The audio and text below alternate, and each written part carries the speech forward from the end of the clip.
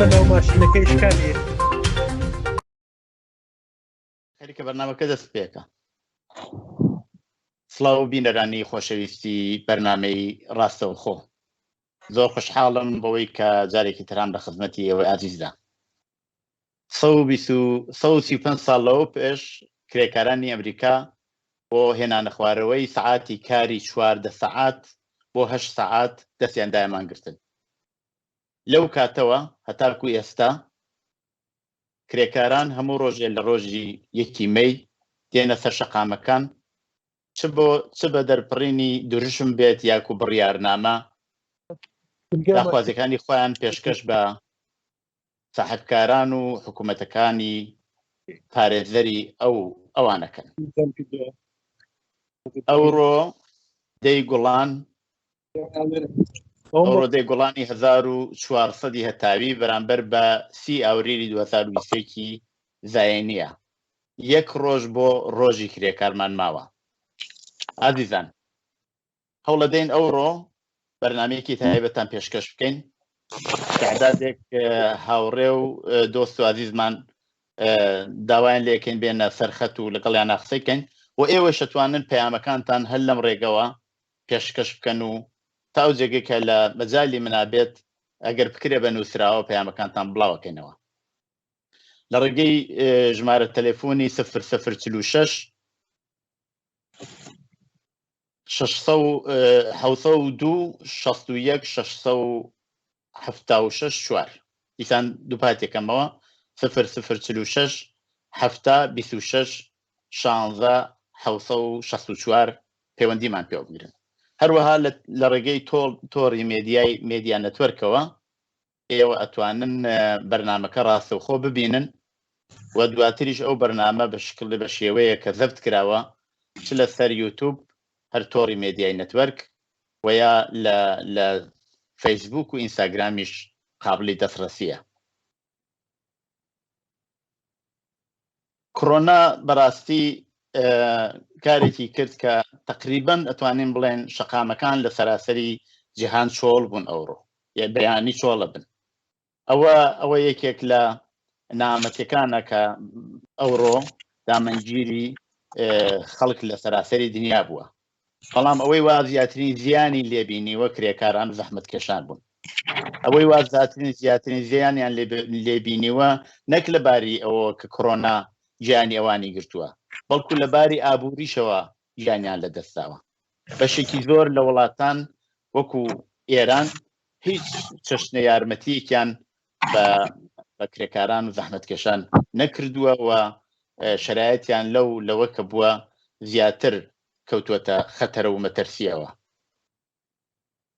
کاک عوسمانمان لەگەڵایە. کاک عوسمان لە ڕێگەی تەلەفۆنەوە لەگەڵمانە. کاک عوسمان ئیسماعیلی. کاک عوسمان ئەو کاتت باش.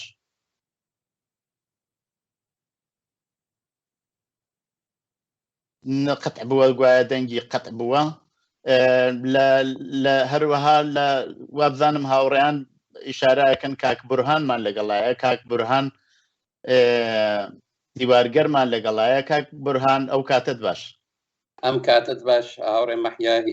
دەست خۆش بێەوە. هەروە تەشەکرەکەم لە ئێوە و بینەرانی تەلەڤیزیۆنی کۆمەڵە. کاک بورهان، ئێوە بۆ خۆتان یەکێک لە هەڵسوڕاوانی بزوتنەوەی کرێکاری بوون ساڵیانی ساڵ بەو بۆنەوە بارها دەستگیر کراون، کەوتونەتە مۆردی تاقیب قەرارتان گرتووە و بۆ خۆتان تەجروبەیەکی زۆرتان لە باری هەڵسوڕانی بزوتنەوەی کرێکاری لە کوردستان هەیە. لەو ڕۆژەدا ئێوە چیتان نەکرد بۆ ئەوەی بتوانن دەنگی ناڕەزایەتی خۆتان بەرامبەر بە سەرمایەداران و حکوومەت کە پارێزەری ئەوانە دەرببڕن چیتان نەکرد؟ بەڵێ، من لە پێشدا ڕۆژی جانی کرێکار بە تەواو کرێکاران و زەحمەتکێشانی دنیا بە تایبەت کرێکارانی کوردستان وەروە لە تەواوی خێزان و بنەماڵی گیان بەختکرا و کراوانی ڕێگەی ئازادی و سۆسیالیسم و تەواوی ئەو کرێکارانەوە لەژێر بەند و ئەشکەنجە و سجندان ئێستا پیرۆزبایی یەکەم دەستان خۆش بێ بۆم فرسەتە لە اختیار من داتاننا. بەڵێ هەروە کە خۆتان ئیشارەتان کرد، سنەتی ڕۆژی جەهانی کارگەر قەدەمەتێکی بیشتر لە 135 ساڵە هەیە. کرێکارانی ئێرانیش پا بە پای کرێکارانی دنیا بۆ بەرپایی ڕۆژی جەهانی کرێکار تەلاشی خۆیانیان کردە و کرێکارانی کوردستانیش هەرچەند لە کوردستانە نسبەت بە ئەو دوای وڵاتی ئێران لەباری سەنعەتی و دواکەوتوترە و ڕژیم بە بەهانەی ئەمنیەتی و وەسەدها بەهانەی ترەوە هیچ گونە ئیمکانات نانێتە اختیار کرێکاران کوردستان و لەبار کارخانە و سەنعەتەوە زۆر لە دواترە بەڵام کرێکارانی کوردستان هەر لە زمانی حکوومەتی قبلیەوە زمانی سەڵتەنەتەوە تا ئێستا هەموو ساڵێ بۆ بەرگوزاری ڕۆژی جەهانی کرێکار تەلاشی خۆیانیان کردە زەحمەتیان کێشا و لەم ڕێگەیشا تەلەفاتێکی زۆریاندا نمونەی زۆرە لە ساڵی 58 لە ساڵی 62 لە مەهاباتە لە ساڵی داکانی 60 لە سنەکە نمونەی کرێکاری کۆمونیست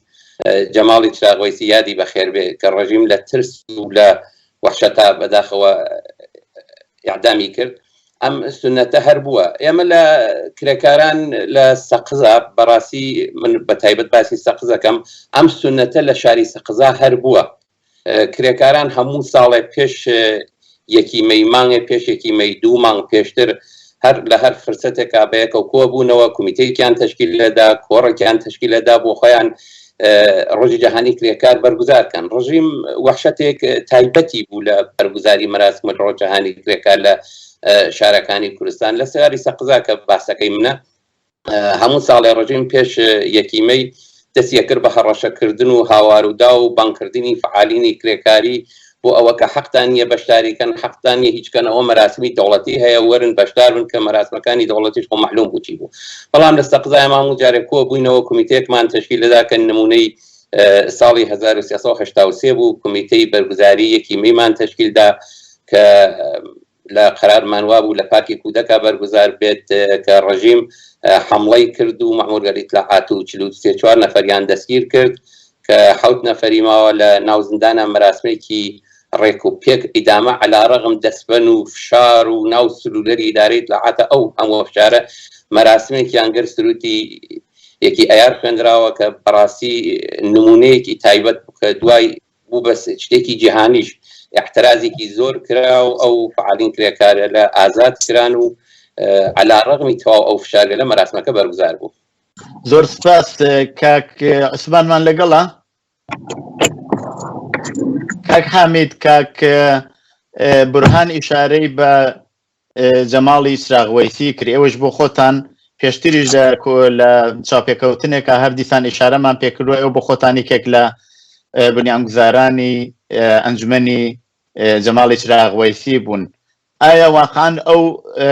کارەی وا لەناو کرابوو بە هۆی ئەوەکەی ئەوە دەست بدەنە پێکهێنانی ئەنجومەنێکی ئەوە؟ بەڵێ زۆر سپاس بۆ تۆ بۆ کاک بورهان و بەڕێوەبەرانی بەرنامە منیش پێشەکی بە بۆنەی ڕۆژی جیهانی کرێکارەوە پیرۆزبایی دەکەم لە هەموو کرێکاران و لە هەموو ئازادی خوازان و بە هیوای ئەوەی کە کرێکاران بە داخوازەکانی خۆیان بگەن لەسەر مەسەلەی دروستکردنی ئەنجومەنی جەماڵی چراغوەیسی هەروەک کە پێشتریش ئیشارەمان پێکرد بە هۆی جە و فەزایەکی ئەمنیەتی و خەفەقانێکی شەدید کە لە کوردستانە بوو دەنگی کرێکارانی ناڕازی و دەنگی کرێکارانی حەقخواز ئەو جۆرەی کە پێویست بوو نەدەگەیشت بە مەجامعی بینەلملەلی و ئیتحادیەهای کاریگەری و ئەمانە و دروستکردنی ئەنجومەنی جەماڵ چراغوەیسی لەو ڕاستایەدا بوو کە ئێمە بتوانین دەنگی ناڕزایەتیەکانی ئەوان هەرچی وەسیعتر بگەێنینە دەرەوەی وڵات و بگەێنینە خەڵکانی ئازادی خواز و مافخواز کە هەوڵەدەن کە کرێکارانی ئێرانیش بە مافەکانی خۆیان بگەن. بەڵێ نازانم ئایا هەوڕیان کاک عوسمانمان لەگەڵ نیە هێشتا زۆر باشە پەیامێک هاتووە لەلایەن یەکێک لە بینەرانەوە پێم خۆشەوە پەیامەتان بۆ بخوێنمەوە نووسیەتی سڵاو لە بەرنامەی زیندوو ڕاستەوخۆتان من کرێکارێکی کومونیست لە ئاوایی ئەوێ هەنگ سەر بە ناوچەی ژاوەرۆ یەکی ئەیار ڕۆژی جیهانی کرێکار لە تەواو کرێکارانی کوردستان کرێکارانی ئێران و جیهان پیرۆز بێت ئێمەش وەکو ئینسانێکی کومونیست ڕۆژی یەکی ئەیار ڕۆژی کرێکارانی جیهان ئەزاننەوە ڕۆژە ئێمە کار تەعتیلەکەین و ئەو جەژنە پیرۆ دەگرین و ئەو ڕۆژای ئێمە بەرابەرە بە سیستەمی ناعەداڵەتی نابەرابەری کرێکاران و زەحمەتکێشان بەرابەر بە سەرمایەداران دفاع ئەەکەین هەر پیرۆز بەیەکی ئەیار هەر بژی سوسیالیزم. زۆر سپاس بۆ ئەو پەیامەکەتان. وەزعیەتی ئابووری لە سەروبەندی یەکی ئەیارە پێم خۆشە قسەی لێ بکەین. کاک بورهان، وەزعیەتی ئابووری لە شرایطێکە ئێستا؟ بەڵێ کاک مەحیا، ئەگەر خۆتان قەتعەن ئیطلاعتانەیە لە توولی ئەم 40 ساڵە جمهوری ئیسلامی لەسەر کارا بووە، غەیری ئەوە بۆ ئەوە نەهادێری خۆیان قودرەتمەندکەن و سەرکوتکەن و خۆیان گیرفانی خۆیان پڕکەن، قەت لە بیری ئەوان نەبوونە کە وەزعیەتی ئابووری خەڵک تۆزێ ببەنە سەرەوە. لەم چەند ساڵەی ڕابردووشە بە بۆنەی تەحریمەوە بە بۆنەی شەڕگەری نیابەتی جمهوری ئیسلامی لە خاوەرمیانە و لە وڵاتگەل وەک سووریا و یەمەن و لبنان و دەها وڵاتی تر حتا تا ئافریقای یە جمهوری ئیسلامی فقط بۆ ئەوە نفوزی خۆی بڵاوبات کاری نەبووە بە وەزعی خەڵک چی بەسەرتێ، ئەسەن معیشەتی خەڵک چییە، نانیان هەیە، ئەخۆن ناخۆن، زیینونیانە. غەیری ئەم تەحریمەلە کە ئەم فشارەی بەسەر اقتصادی کە سەرتاپا لە فەسادی جمهوری ئیسلامیە هاوردە، بەداخەوە ئەم مەسلەی کۆرۆنایش هاتە بەرەوە وای کردە بە معیشەتی خەڵک ئیتر واقعاً چارەیەکیان نەماوە، هیچ شتێک نیانە ژیان ناکرێت لەگەڵ هەرکە باسەکەی لەگەڵ هەرکە قساکەی فقط ئەناڵێنێ، حتا هاواری سەرانی حکوومەت تعدادێکیان دەراتێژنیتە خەڵک نان نێبی خوارد. مەسەڵەن نرخێکی دەستمۆز جمهوری ئیسلامی ئیعلامی ئەکا بۆ کارگەران کە 60-70% ژێری خەتی فەقرە، حتا ئەوە خۆی ئیعلامەکە 80% ژێری خەتی فەقرە. ئەلبەتە خەتی فەقری تۆ ناتوانانی لە نظامێک وەک ئێرانە تعینی کەیت، چونکە ئیجازەی هیچ گونە ئامارگیریەکی ڕسمی نەهادێکی مستەقل و بێتەرەف نییە. لێرەدا وەزعی ئابووری خەڵک هیچ نەتەنیا باش نەبووە، بەرەو خراپتر ئەڕێ. کۆرۆنایش وای کردە کە بووەتە فرسەتێ بۆ جمهوری ئیسلامی بە بۆنەی ئەم کۆرۆناونە ئیجازەی هەر هاوارێک بۆ خەڵکەیە، تەجەموعی بۆ خەڵکەیە، دوکان و بازاری خەڵکی بەستە حەساو کە کرێکارێک کە دەستفرۆشە کۆڵبەر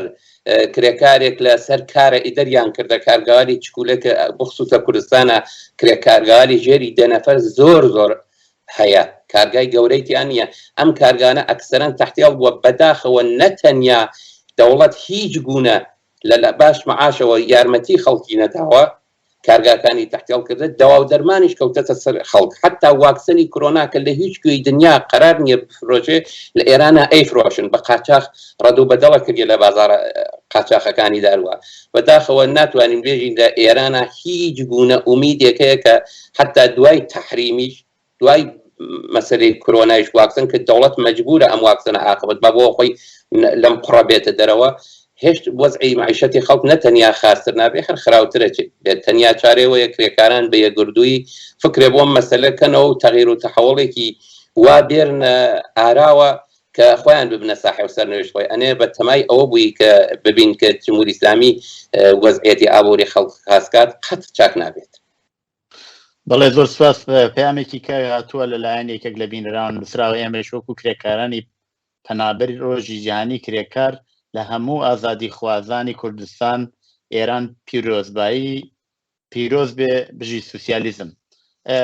هەموو بینەران نتوانن لەم ڕێگاوە هەرو تەلێفۆنەی کە ئێستا لەسەر شاشەی تلویزیۆنەکەیە پەیامەکانیان بنێرن، ئێمەش هەوڵ دەین تا جێگەی پۆمان بکرێت پەیامەکان بخوێنینەوە. یەکێک لە سنەتەکانی یەکی ئەیار دانانی بڕیارنامەی کرێکاریە. ئەم بڕیارنامانە بە پێی شەرایەت و مەجای جامعە ئێستا ئەگە شەڕ بوو بێت لە کاتی شەڕی ئێران و عێراق، ئەگەر وەزعیەتی اقتصادی خراپ بوو بێت، لە هەر کاتێکە ئەم بڕیارنامانە بە پێی ئەو شەرایەتە گۆڕدراوە و بەڵام ئەوەی وا بەرچاوە لە ناو ئەم بڕیارنامانە وەزعیەتی چینی کرێکارە کە تقریبا نەتوانین بڵێن لە هەموو شوێنەوەکو یەک بووە بەڕاستی. ئەخیرەن بڕیارنامەیەک لەلایەن جەمعێ لە کرێکارانەوە دراوە، من پێم خۆشە ئیشارە بە چەند بەندێکی بکەم. یەکێک لە بەندەکانی ئەو بڕیارنامە ئەڵێت کە دەوڵەتی سەرمایەداری حاکم بە ئێران ئەبێ هەوڵ بدات تەشکلهای کرێکاری کە لەلایەن کرێکارانەوە دروست ئەبێت ڕێکخراوە کرێکاریەکان ئەبێ بە ڕسمیتیان بناسێت و ئیجازیان پێبدا سەبت بکرێت. ئەمە داخوازیەکی گشتیە، ئەمە ڕەتی بە یەکدانە بەخشی کرێکاری نیە. ئەمە توانین بڵێن هەموو بەشەهای جۆراجۆری کرێکاری قاعدەتە نەتوانن بێنە پشتی ئەم بڕیارنامە و پشتیوانی لێ بکەن. یا لە بابەت بەرابەری ژن و مێردەوە ژن و پیاوە، لە بەرابەری ژن و پیاوە، بەرابەری ژن و پیاو لە هەموو جوانبی زندگی ئیجتماعی سیاسی ئابووری ئەبێ بە ڕسمیت بناسرێت و هەموو ئەو قوانینەی کە قوانینێکی تەبعیض ئامیزە بەرامبەر بە ژنان دەبێ هەڵبۆشێتەوە. یا مەسەلەن لە چەند ساڵی ڕابردووە بەڕاستی ئاگدار بووین کە بەشێکی زۆر لە کرێکاران هەر بۆ ئەوەی داخوازیەکانی خۆیان مەترح کردووە گیراون و شلاقیان لێداون. ئەوە لە هیچ شوێنێکی دنیاوانە بووە. ئەنی کەسێ بێ داخوازیهای اقتصادی سنفی ئیجتماعی خۆی مەترح بکە بیگرن و شلاقی لێ بدەن. قاعدەتە نەبێ هەموو ئەم قوانین و ئەحکامە هەڵبوەشێتەوە و کرێکارانێک کە یا هەڵسوڕاوانێک کە گیراون بە زوودی ئازاد بکرێن. مەسلەیەکی کە زۆر بەرچاوە و هەر لەو بڕیارنامەی ئەخیرەیشە هاتووە ئەویشەوەیە کە بنەماڵەکان ناتوانن بە یەک و دوو نەفەر بژیوی خانەوادەی خۆیان ببنە پێشەوە، بەڵکو مەجبورن مناڵەکانیشیان ڕەوانەی بازاڕی کار بکەن. منداڵانی کار ئێستا یەکێکن لەو بەشەی لە ناو کۆمەلگا کە زیاترین زوڵمیان لێ. ئەمانە شاملی هیچ قانونێک نابن، لە هیچ شتێکا قەراریان نەگرتووە، هیچ قەراردادێکیان لەگەڵ نابەسرێت. جیالەوە هەمیشەش مەعرەزی خەتەران لە ناو کۆمەلگا بێحورمەتیان پێکرێ، کوتێکیان لێ درێ، ناتوان هیچ دفاعێک خۆیان بکەن، بەڵام ڕۆژانە بینین سەرجادەکان و سەر خیابانەکان پڕێتی لە منداڵانی کار. ئەبێ کاری منداڵان بە تۆری واقعی مەمنوع بکرێت. منداڵان ئەبێ بچنە مەکتەب، ئەبێ بچنە مەدرسە دەرس بخوێنن، نەکەوە بچن کار بکەن. من پێم خۆشە کاک حامید و کاک بورهان کێشتا لەسەر خەتماون لەم بابەتەوە پێم خۆشە ئێزهار نەزەر بکەن. کاک حامید ئەگە لە بیرت بێ هاوڕێ جەماڵی چراغوەیسی لە وەختەی وازخەڕانی کرد بڕیارنامەیەکی پێشکەش بە دانیشتوان یا بەشداربووانی ئەوەڵی مایمەی کرد. پێتان وایە ئەتوانین شەباهەت های ئەو بڕیارنامەی ئەو کاتەکە گەڕێتەوە بۆ زۆر چەند ساڵەوە پێش لەگەڵ بڕیارنامەکانی ئەمڕوا ببینین؟ بە بڕوای من ئەو قەتنامانەی کە یا ئەو بڕیارنامانەی کە بە بۆنەی ڕۆژی کرێکارەوە کرێکاران ساڵ بە ساڵ بڕیارنامەکانیان دووپات دەکەنەوە یا تازە دەکەنەوە بە دەلیلی ئەوەی کە هیچ کامێک لەو شتانە لەلایەن دەوڵەتەوە تا ئێستا جوابی وەرنەگرتووە، هیچ کامێکیان تا ئێستا جێبەجێ نەکراون. دەرنەتیجە هەموو ساڵێ تۆ پێویستە ئەم بڕیارنامانە دووبارە تازە بکەیەوە، دووبارە مەترحیان بکەیەوە، ئەس جملە نەهێشتنی کاری منداڵان، بەرابەری حقوقی بۆ ژنان و پیاوان. داوای لێبوردنە لە یەکەم لە ڕێگەی تەلەفۆنەوە کاک عوسمانمان لەگەڵایە. کاک عوسمان دەنگی ئەمە بیسیت؟ بەڵێ بەڵێ لە خزمەتانم کاکجی. کاک عوسمان دەنگی ئەمە بیسیت؟ بەڵێ من دەنگی ئێوە بیستم مەگەر دەنگی من دێ. کاک عوسمان دەنگی من بەڵێ کاک عوسمان دەنگی ئێمە بیسیت؟ من دەنگی ئێوە بیستم. کاک عوسمان دەنگی ئێمە هەیە؟ کاک عوسمان کاک عوسمان دەی باشە تاو کاتێک کە کاک عوسمان دەنگی ئێمە بیسێت، هەر کاتێک کاک عوسمان دەنگی ئێمەت بیست ئەتوانی شتێک بڵێ، ئێمە ئەتوانی قسەکانمان قەت بکەین چونکە زانین تۆزێک کێشەی ئینتەرنێتی لە لای تۆ هەیە. داوای لێبوردنەکەم کاک حامید فەرموو. بەڵێ ئەوەم عەرز دەکردن کە ئەم قەتنامانە کە دووبارە دەبنەوە تازە دەبنەوە هەموو ساڵێ مەجبوری تۆ ئەم قەتنامانە تازە بکەیەوە واگەر پێویست بێ نکاتێکی تازەی پێ زیاد بکەی، بەڵام هەتا جێبەجێکردنی ئەم قەتنامانە هەتا وەدیهاتنی ئەم داخوازیانە پێویستە ساڵ بە ساڵ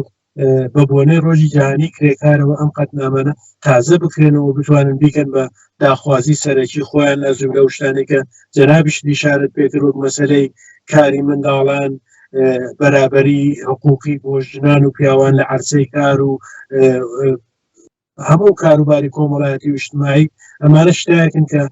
کرێکاران بۆ وەزیفەی خۆیان ئەزانن و بە داخوازی خۆیانی ئەزانن کە ڕوو بە جامعە و ڕوو بە دەوڵەتیش مەطرحی بکەن بۆ جێبەجێکردنیان و پافشاریکردن لەسەر ئەم داخوازیانە وەک ئەولەویەتی مبارزەی چینایەتی وایە کە دەبێت لە هەموو زەمان و مەکانێکا بتوانانی ئەم داخوازیانە داوا بکەیوە. شتێکی دیکەش کە پێم خۆش بوو ئیشارەی پێکومان لەو قەتنامەیە ئەتۆ باست کرد بۆ مەسەلەی ئەوەی کە دەوڵەت موازەف بکرێ بە سەبتکردنی ئەم تەشەکولە کرێکاریانە وەختێک دەوڵەتت موازەف کرد کە ئەم تەشەکولە کرێکاریانەیە هەر تەشەکولێکی مەدەنی کە سەبت بکرێ دەوڵەت موازەفە ئیمکاناتی بۆ فراهم کە دەوڵەت موازەفە کە جێگاومەکانیان بداتەوە پافشاریکردن لەسەر سەبتکردنی زۆرتر لەو ڕاستایە کە ئەمان بتوانن ئەو داخوازیانە بەسەب بگەن کە وەختێک بەسەب گەێنرا دەبێتە شتێکی قانونی و دەستێژیکردن بۆیان یا مانەتراشی بۆیان سەختە دەبێتەوە لەلایەن دەوڵەت و کارفەرمایانەوە هەر بۆیە بۆ سەبتکردنی زۆر ئەساسیە کە سەبت بکەن. کاک عوسمان دەنگی ئێمەت هەیە؟ کاک عوسمان دەنگی ئێمەت هەیە بەڵام وابزانم ئێمە دەنگی تۆمان نییە.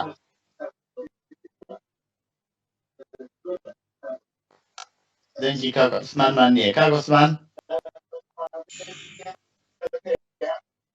ئێمە دەنگی کاک عوسمانمان نییە هاوڕێیانی تەکنیک.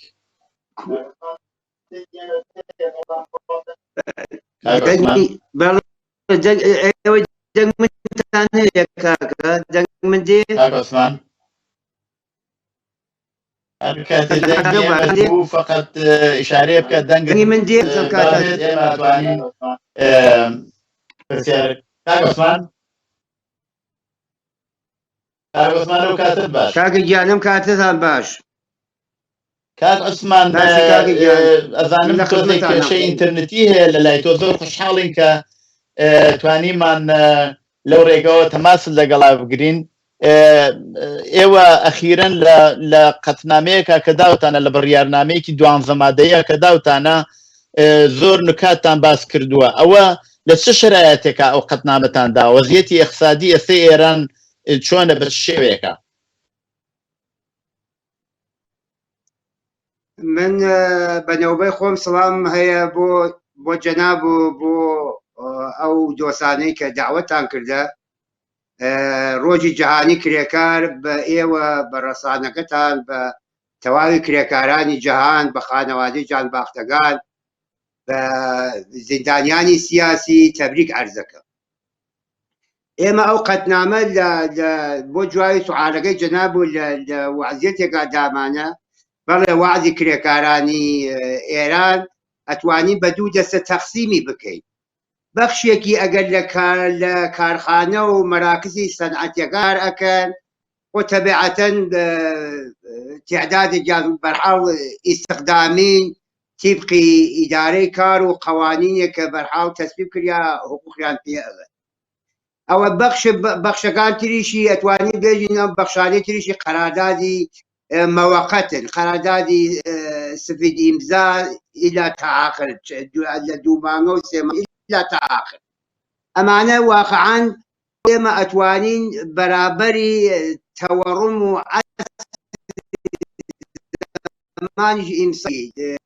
دەستموزی تەبەقەی کاریگەر ئەوانەی کە ئیستیخدامی ڕەسمین یا قەرارداد مەوەقەتین واقعاً کەفاف ناکە. ئێمە خواهانی دەستموزی بەرابەری تەوەڕمی عەسر و زەمانی لەو مەهاتە ئەوەی کرێکارانی ئەو بەخشیارانی ئەگەڕێتەوە بۆ قەراردادی و ساختمانی و ئەمانە واقعاً واعزێکی زۆر زۆر خراپ. ئەبینی مەسەلەن 6 مانکاریان هەیە 6 مانکارەکەن 6 مانگتری بێکارن. گرانی و تەوەڕم و ئەم وعزە تەنگی بە کرێکاران هەڵچنیە.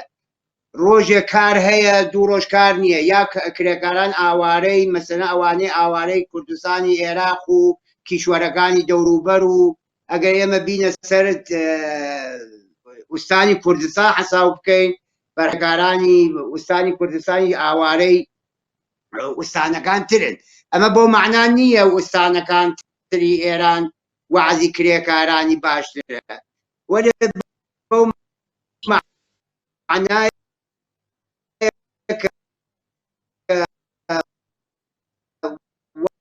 وعزی واقعاً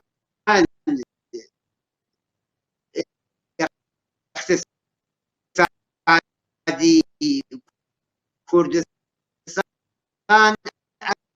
ئەگەر ئێمە بین جامعە شناسیەکی دروستی لێ واقعاً نەوعی کوردستانی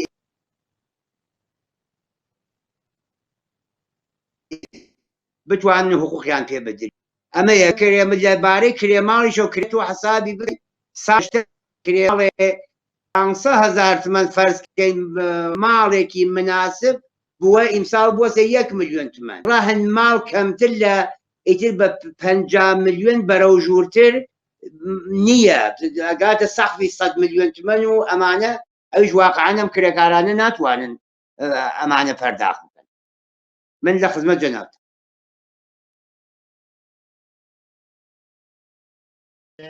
هەروەک لە هەواڵەکانە بیسمان لە بڕێک لە شوێنەکان پێشاپێش مەراسمی یەکی ئەیار بەرگزار کراوە لە بەشێک لە شوێنە کرێکاریەکان یا لە هەروەها لە سەقف لە یەکێک لە دەبستانەکان لە چەند شوێن مەراسمی ڕۆژی یەکی ئەیار پێشاپێش بەرگزار کراوە. ئەوەش بۆیە بۆ شکڵە بەرگزارە کرێوە دیارە لەباری ئەمنیەتیەوە دەوڵەت ئیجازە نادا بە بەرگزاری ئەم مەراسمە کە بە تەوری واقعی هیچ شتێکی هیچ دژایەتیەکی ئەمنیەتی بەرامبەر بە دەوڵەت نییە داخوازیەکانیان مەترحەکەن. ئێوە چ مشکلاتێکتان هەیە بۆ بەرگزاری ئەو مەراسمانە؟ بۆ جواوی فەرمایشتەکەی جەناب بۆ کاک مەعیە لەبارەی بەرگزاری ڕۆژی جەهانی کرێکارە و بەرگزاری ڕۆژی جەهانی کرێکار سابقەیە درەخشانی هەیە بە دەیان و هەزاران ئینسان لەم ڕێگا لە توول تاریخە گیان خۆی لەدەستدا تا ئەگەیەنە ئەم تاریخەی کە بەرحاڵ ئینقلاب کریا و لە ئێرانە کە ئینسانە چەپ و کۆمۆنیست و ئازادی خواکان هەمیشە مەراسمی ڕۆژی جەهانی کرێکار تەنیا لە کوردستانە بەڵکو لەسەر تاسەر ئێرانە بەرگزار کریا بە پێی شەرایەتێ بۆیان ممکن بوو. ئەمما مەراسمی ڕۆژی جەهانی کرێکار من گەرەکمە واقعاً سپاس و قەدردانی خۆم لە تەواوی تەشەکولە کرێکاریەکان فعالینی کرێکاری ئەو ئینسانە شەریفێنە کە مەراسمەکانی ڕۆژی جەهانی کرێکاریان ئەگەر هەرچەند لە تاریخێکی مشەخەسە لە مەخفیگا یا بە سوورەتی ژێرزەمینی ئەگریاریا لە کێوەکان ئەگیریا بە دڵسۆزانی فعالینی کرێکاری هاتە داخلی شارەکانەوە و بەتایبەت ئەگەر هاتە ناو کارگا و کارخانە و ئەمانە وەرە لە کوردستانە بەرحاڵ هاتە خیابان تاریخەکەی ئەوە گشتمان ئەیبینین و لەو تاریخە کە بەرحاڵ فعالینی دڵسۆز ئینسانیەتی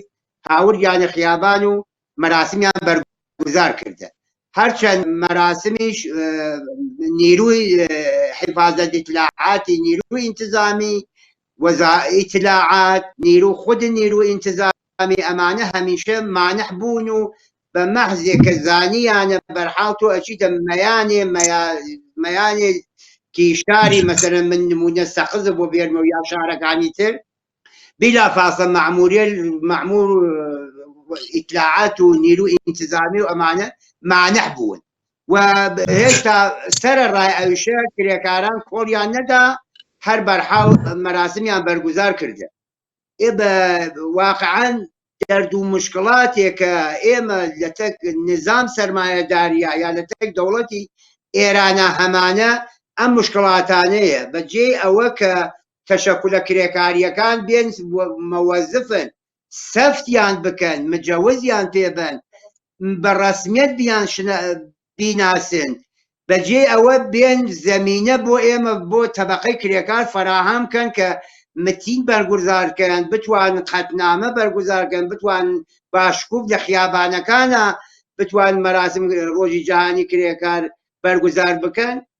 نەتەنیا ئەو کارە ناکەن بەڵکو تهدید و زیندان و بەرحاڵ بەرنامەی مەراسمەکەیش بە کرێکاران تەحتیڵەکەن ئەمەیە کە واقعەم وەعزیەتە ئادەم تیاین و هەمیشە ڕۆژی جیهانی کرێکاریش دەوڵەت هەمیشە فشاری هاوردە کە ئەوە ئێمە هەفتەی کرێکارە و بێن لە مەراکزە دەوڵەتیەکانە شیرکەکەن و مەراکزە دەوڵەتەکانی چۆنە مەسەرەن بۆ نمونە ئەگەر من باسی بکەم وەکو نمونێ پارەکە یا ئەگەر لە بیرم مابێ داوای لێبردنەکەم بە ئێمە وت ئاغا ئێمە جەماعەتێک بوون کاک مەحموود ساڵحی بوو دۆستانی تریش بوون بەرحاڵ ئەوە راسممان بەرگوزار کردە و میزبانی مخابراتەوە ئێوە ئەتوانن ئەویان شیرکەت بکەن خۆ تەبیعەتەن لە مخابرات میزبانی ئەوەڵینی هەفتەی دەوڵەت هەفتەی ڕۆژی جیهانی کرێکار ئێمە واقعەن جنبشی کاریگەری بە ڕەسمیەتی ناناسێ ئەمە هەر تەخەلوفی تاریخیە ڕۆژی جیهانی کرێکار ئینسانیەتێک لە هەزاران کیلۆمیترە و لە تاریخای مشەخەسە گیان خۆیان لەدەستا ئەمان متاسفانە تاریخەکەی پێچەوانە ئەگەڕێنەوە گەرەکیانە ئێمە مەسەرەن بچین لەژێر سەقفی یا مەراسمێک کە ئەوان بەناو هەفتەی کرێکاردایە ناشیرکەت بکەیت و متاسفانە هەتا لێنێشا تۆ ناتوانی ئەگەر بە پەرچەمی خۆتەوە بە خاستەی خۆتەوە بە شوعاری خۆتەوە قسەی خۆتکەی ئەوان شوعارە بۆ تەرحەکەن و بەرحاڵ وەکو کرێکاری نە مەسەلەن کرێکارێ ئەگەر لە مەحەل کارەکەیە ئیسە گوێڕایەڵ بووە بەراخەرە بە قسەیانی کردە ئەمانە بەرحاڵ دێرن بە ئەیوانی کرێکاری نمونە مەعارەفیەکەن و بەرحاڵ ئیسە چزانم شادی و خۆشیەک و شیرینیە ئەمە ناوێنن ڕۆژی جیهانی کرێکار زۆر سپاس نەفەرێک هاوڕەیەکی تر لەسەر خەتە دەنگی وەسڵەکەم یەک لەحظە فەرموو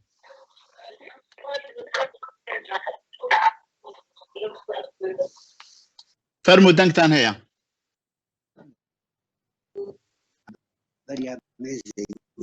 ئەلۆ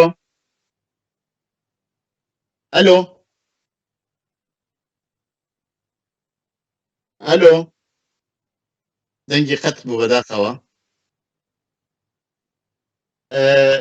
زۆر چاکە کاک حامید ئێوە بە دەلیلەوە لە سەرکارن لەوە زیاتر با وەختی ئێوە نەگرین ئەتوانن بە خۆتان ئاخرین پەیامتان ئەگەرەکرێ بدەن ئەلبەتە میکرۆفۆنەکەتان بەسراوە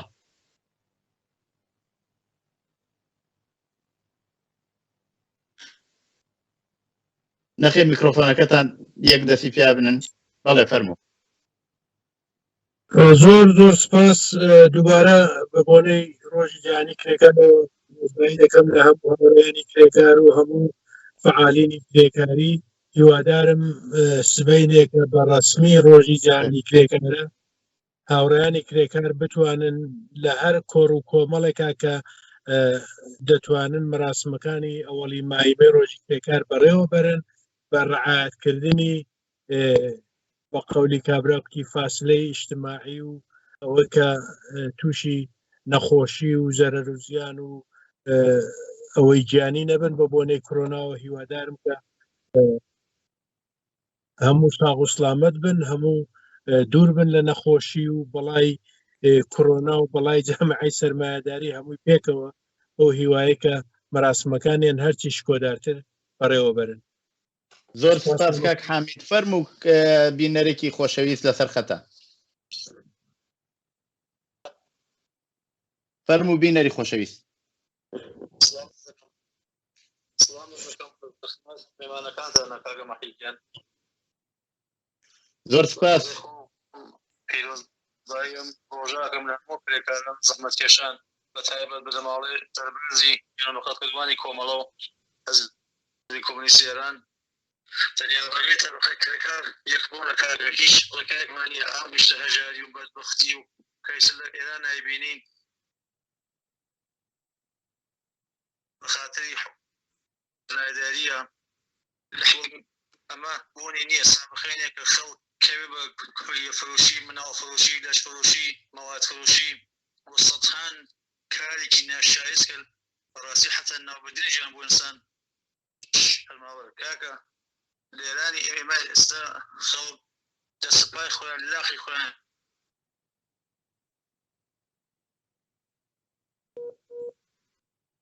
زۆر سپاس پەیامەکەتان گەیی دەنگت قەتع بوو زۆر سپاس بینەری خۆشەویست دەنگت قەتع بوو بۆ یەک لەحظە فەرموو ئیدامە بدە كإنسان حازم دەنگت قەتع بوو بەڵێ فەرموو ئیدامەی بدە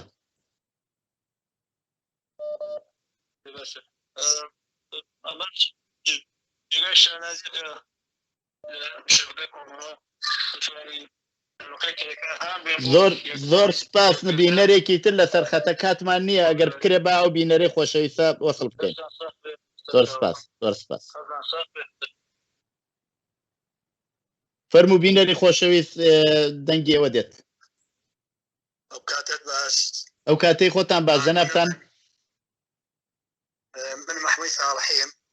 بەڵێ کاک محمود جان بەخێر بی بۆ بەرنامە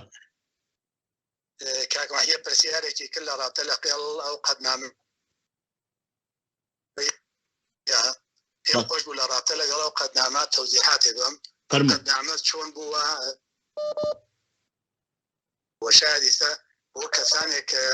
إمرو أو قد نعمل عندي بيبوا كم سنجين بيد بله مانك بناوي تشكل كانوا دراوة يسبوا شي بناو الشخص ده طبعا دودانا تقتنامه لترف تشكلكانو صادر بوا ولا دنياي مجازيه بخشو بوا ببرواي ايما او جماعتك او قتنامه مع سوا هما انوابوا او كثانك او قتنامانيان تسويب كردوا يعني هيك نوتي حمله كان بسيستم مناسباتي برجوازين بوا بركو حمله اوان فقط بدولتي حاكمي كشور بوا بله مبارزه كي جهانيه مبارزه طبقه كريكار مبارزه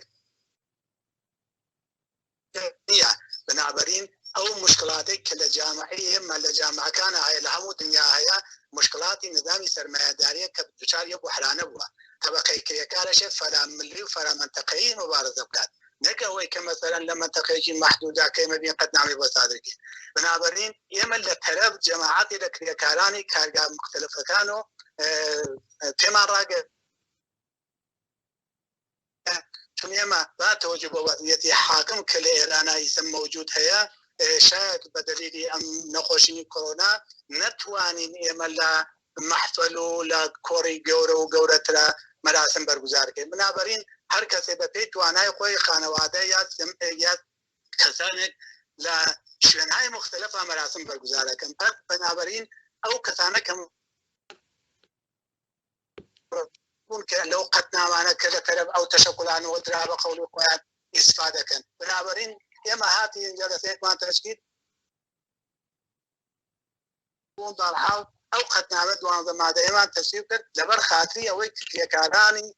ايران كيكاراني مثلا الشاري سقط الشاري سنا داوان يما كذو كحتما شي كاري شي واكن حربو دليله يما كاك محمود يما بناو جمع ئایا هیچ ئێوە ئینەکتان ئاوردانەیەکتان دیوە وەختی ئەو قەتنامەتان دیوە تەماسێکتان لەگەڵ گیراوە کە پشتیوانیکی عمومی لێ بکرێ یا هەرەوە بووە کە ئێوە بۆ خۆتان داوتانە ئێمە لەگەڵ دۆستانوانە خۆ کرێکاران تەماسیان لەگەڵ ئێمە ئاگردووە دەرخاستی ئەویان کردەوە کە قەتنامەیەکیان بۆ سادرکەین چون ئێستا مەسەڵەن چەندانە جێگا هەیە کە مراسمیان برگزار کردووە ئێمە لەو قەتنامە ئیسفادەیان کردە بنابراین ئێمە بە دەرخاستی کرێکاران ئەوانەیە کە ئێمە ئەناسن ئێمە ئەو قەتنامەمان ئەو قەتنامەمان سادر کردووە بە خاتری چی بە خاتری کەسێ لە پشتی ئەو خەتنامە بێ مەسەڵەن ئێستا دیمانە ئیتلاعیەیەک دەدەن ئەڵێن جەمعی ئەسکاریگەران یعنی هیچ جەمعی ئەسکاریگەران من نازانم ئەوە چەند فەرهەنگیەکە کەیسە وەختێ تەبەقەی کارێگەر گەرەیەکی مبارزەکە مبارزەی تەبەقەی کرێکار حەقیقیە واشە لە بەستەری خیابانە بێ بەناو مشەخەسات و بە هویەتی خۆی مبارزەکە مبارزەی تەبەقەی کرێکار یعنی ئەوە بەنابەرین کرێکارانیش ئێمە ئەناسن هەر بەو دەلیلە مراجعەیان کردە بە ئێمە دەرخاستی گرێت ئێمە قەتنامە تەدوین بکەین هەر بۆ دەلیلە ئێمە ئەم قەتنامەمان تەدوین کردووە بە ناوی خۆشمان و منتەشرمان کردووە. بەڵێ دەزانم دەستان خۆش بێ ئێمەش ئەو قەتنامەمان منعکس کردەوە نازام ئاگداربی هەر لەو بەرنامەدا من بە تعداد لە بەندەکانی باتۆژ بە کەمبودی وەخت ئشارەم پێ کرد بەڵام من منزورمەوە بوو ئایا بەشەکانی تری کرێکاری مەبەستمەوە نییە هەر جەمعێ لە کرێکارە مەسەلەن کرێکارانی پتروشیمی یا مەسەلەن کرێکارانی حەفتەپە ئەوانە معلومە ئەوانە ئادرسن ئایا ئەوانە پەیوەندیان کردووە کە پشتیوانیە بکەن کە ئەمە ببێ بە شتێکی عمومی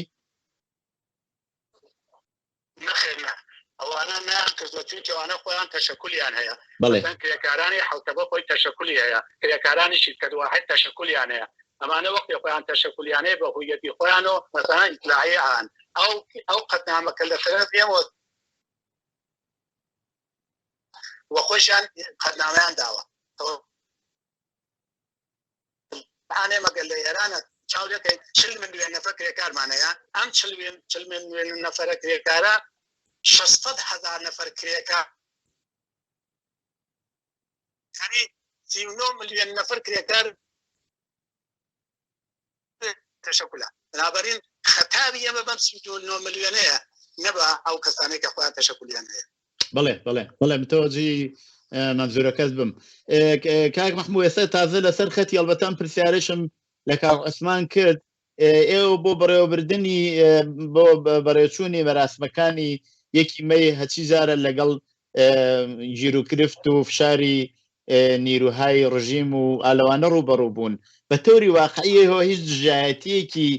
ئەمنیەتی بەرامبەر بە ڕژیمتان نیە زۆر سەیرەکە ئاوا ناتوانن داخوازیەکەتان ئەویش لە یەک ڕۆژە خواخوا نەبووە هەموو ڕۆژە بێ لە یەک ڕۆژە داخوازیەکانتان باس بکەن دلیلەکەی چییە ئایا ئەو کێشە چیەوە ئەوەندە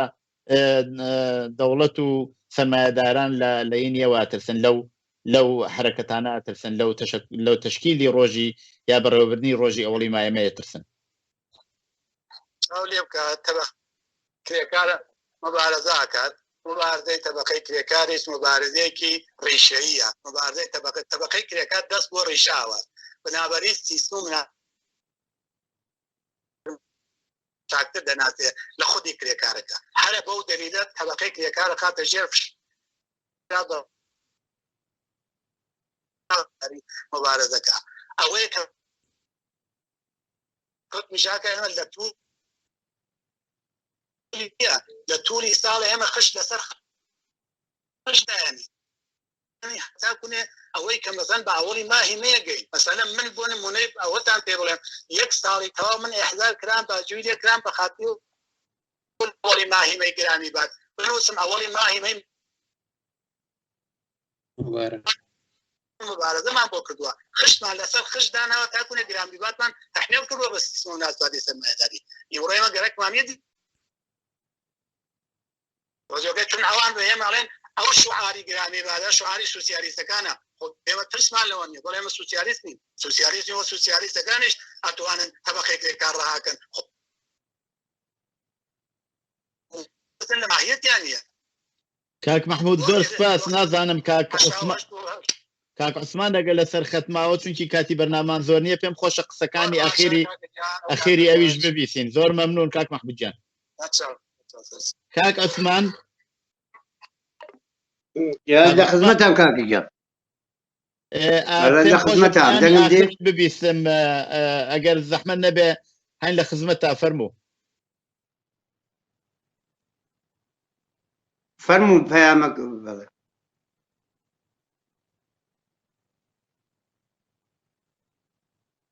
فەرموو کاکی جان.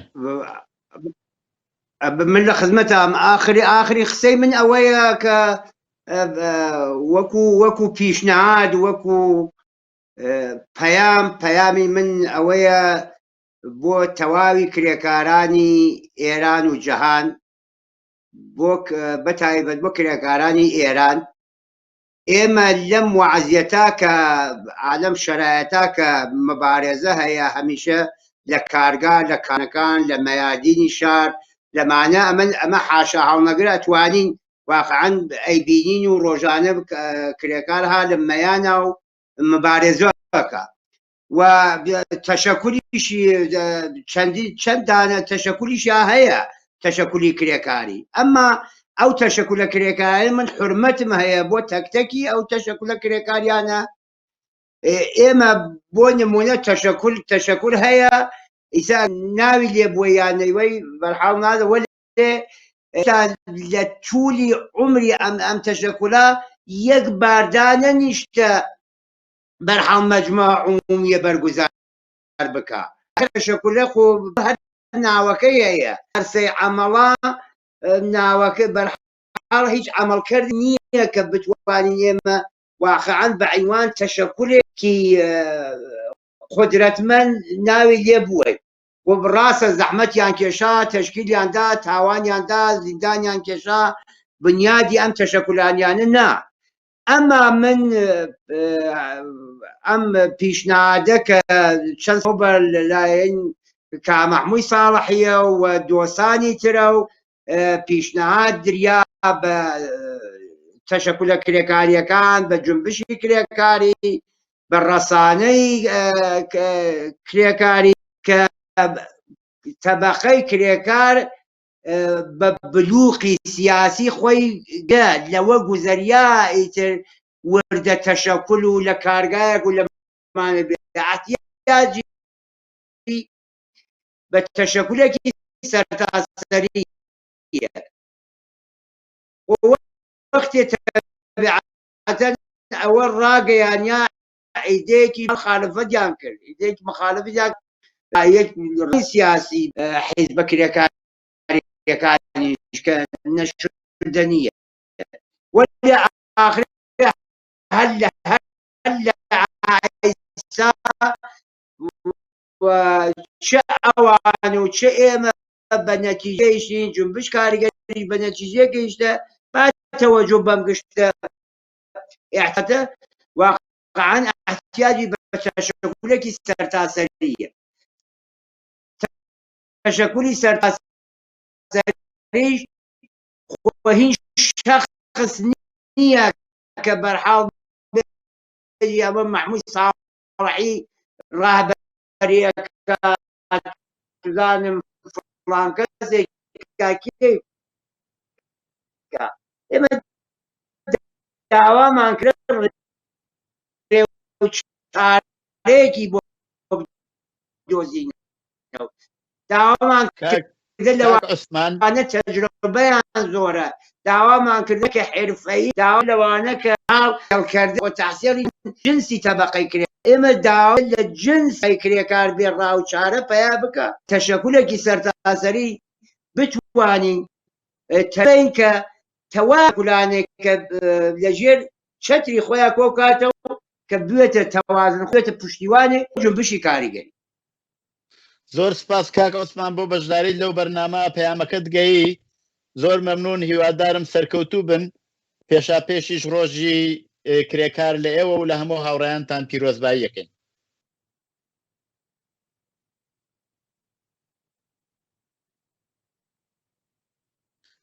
بینەرانی خۆشەویست پەیامێک هاتووە پەیامە دادەنین و دوای ئەچینەوە لای کاک بورهان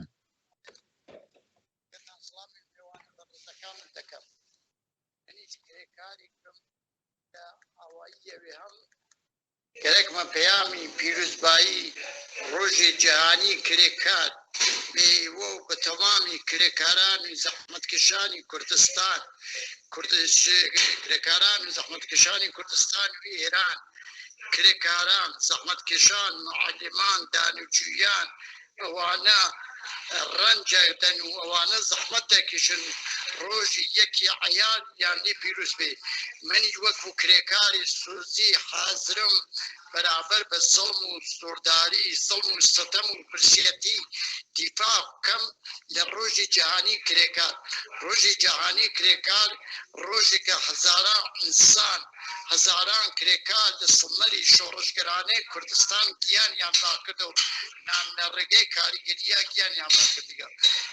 ئەم ڕۆژێکە پیرۆز دەکەم لە کرێکارانی ئەوێ هەموو کرێکارانی کڵاتەرزان و ژاوەرە و کرێکارانی تەوامی ئێران، کرێکارانی شرکەنەو، کرێکارانی کوورەپەزی، کرێکارانی ساختمانی لێتان پۆلیس و لێوەی پیرۆز بێ هەر پشت ئەوەڵی ماهری بێت بژی جیهانی چینی کرێکار. زۆر سپاس بینەری خۆشەویست، پەیامەکەتان گەیشت. پیرۆز بێ لە ئێوەش و لە هەموو هاوڕێیانی کرێکار کە ئیشارەتان پێکرد. زۆر سپاس بۆ بەشداریتان. کاک بورهان، خەریکن دینە کۆتایی بەرنامەکەمان، پێم خۆشە ئێوەش پەیامی ئاخرتان نەگەت کرێ بڵێن. زۆر سپاس، دەستان خۆش بێ. من فقط یەک ئەو هاوڕیانە بەشداربووانە زۆر جوان باسییان کرد، منی تکراری ناکەم و فقط شعارێکی معروف ئەڵێ کرێکارانی جیهان یەکگرن، ئێوە هیچتان نییە لە دەسیبەند بژگە لە زنجیرەکانتان، بەڵام ئەگەر تەلاشکەین و یەکگرین یەک دنیا پڕ لە شادی و خۆشی بەدیدێنین، یەک دنیای تر هیچ لەم نابەرابەری و زۆڵم و زۆر و ئیستثمارێتیان نامێنێ. هیوادارم مەراسماتی یەکی مەی بە ڕعایەتی پرۆتۆکۆل بێهداشتی و بگیرێت لە هەرچەند کۆت کەم بێت، چکولە بێت، 4 نەفەر بێ یا 5 نەفەر، مهم تعدادەکەی نیە، مهمەوەیە لەو خەفەقان و وەزعیەتە ئەو ڕۆژە بەرگوزار بێت بە پیرۆزبایی یەکی مەی و شادی و خۆشی بۆ هەموو کرێکارانی دنیا. سپاس ئێوەی شەکەم. زۆر سپاس بۆ بەشداریتان کاک بورهان. ئاخرین پەیامە خوێنمەوە، دوایی دێمە لای هاوڕیانم بۆ پێشکەشکردنی سرودێکی کرێکاری. سڵاو ماندوو نەبن و ئێوە کاک مەحیە و هەروەها هاوڕێیان. پیرۆز بە دیەکی ئەیا ڕۆژی جیهانی کرێکار، ڕزگاری و ئازادی چینی کرێکار لە یەکگرتووی ئینسجامی گشتی ئەو چینە بەرهەمهێنرە حتا لە ژێر ئەم هەموو سەرکوت و زەڵم و زەختەوە. بژی یەکگرتووی هەموو کرێکاران، بژی ئەوەڵی مانگی مەی ڕۆژی جیهانی کرێکار. هاوڕێ فەرنووش لە ئەڵمانەوە، دەستت خۆش بێ. زۆر سپاس، ڕۆژی کرێکاریش لە ئێوە و لە هەموو بینەرانی خۆشەویست پیرۆز بێ. بەیانی ڕۆژیەکی ئێرە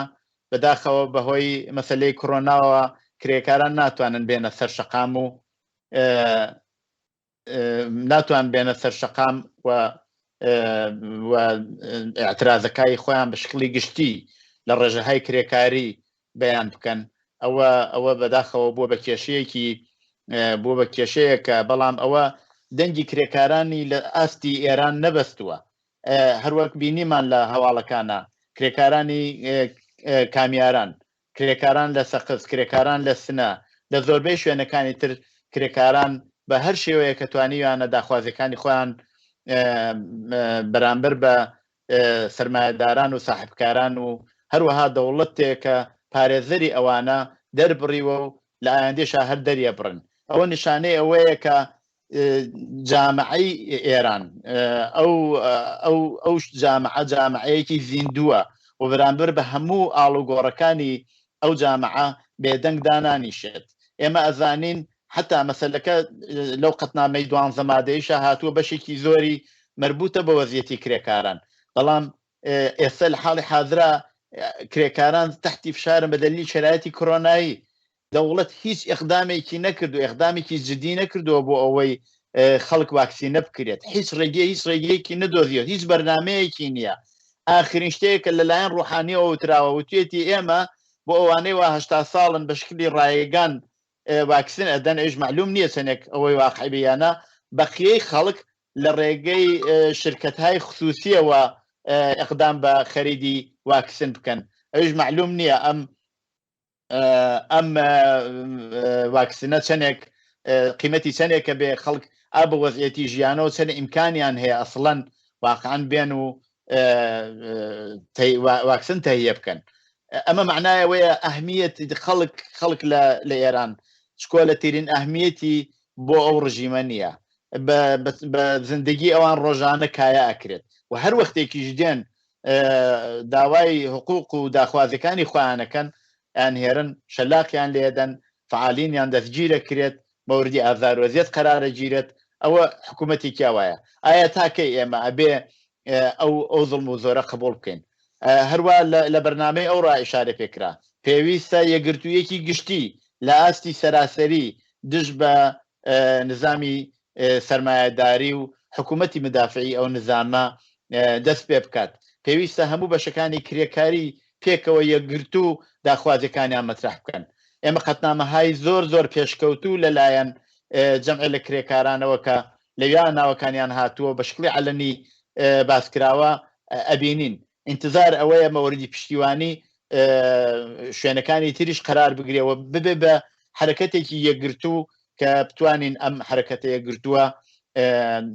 ببێ بە هەوێنێک بۆ گەیشتن بە داخوازیەکانمان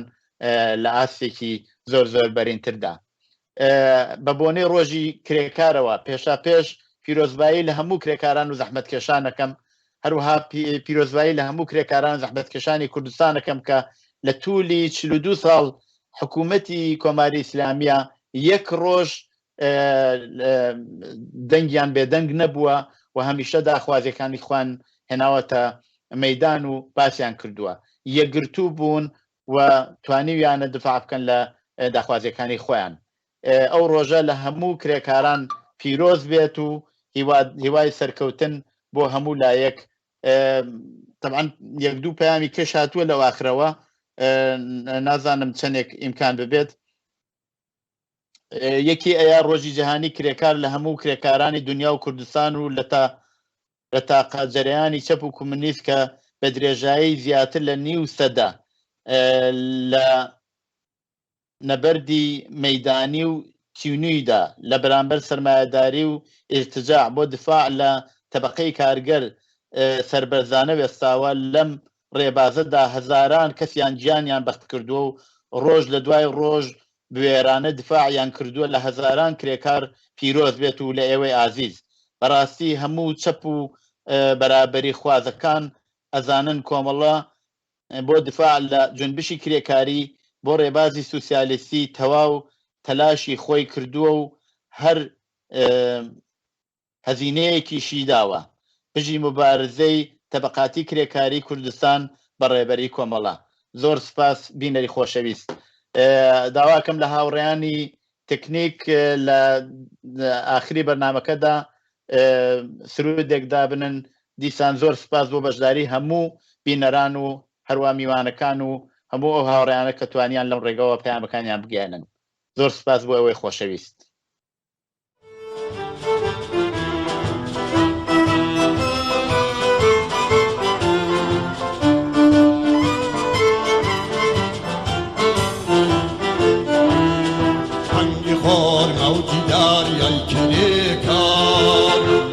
سرمایه اولی ایام شربو بخل من شقان شاران شقی بالقلای سرمایه داران زنجیری کنی دارن سارا دفچه و جادو حکمی بتارا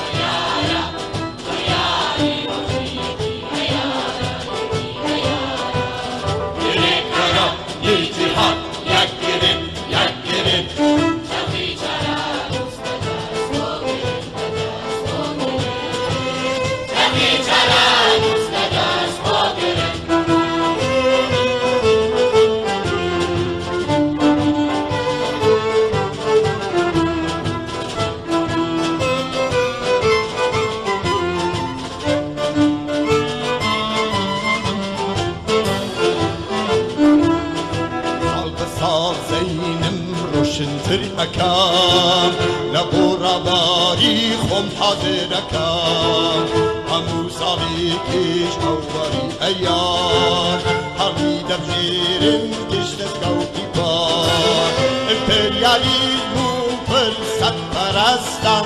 که پیان بابو میجویان وستان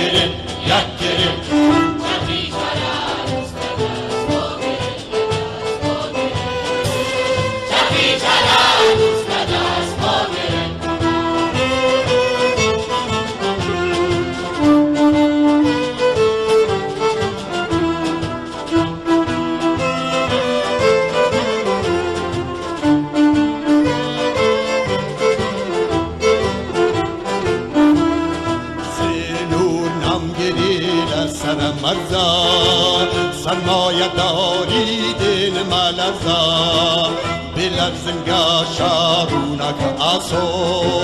یک دگری لا دورا لای سوری خو پشتن بگرن و دست خانه دستن برای سوسیالیست لوزا ابستن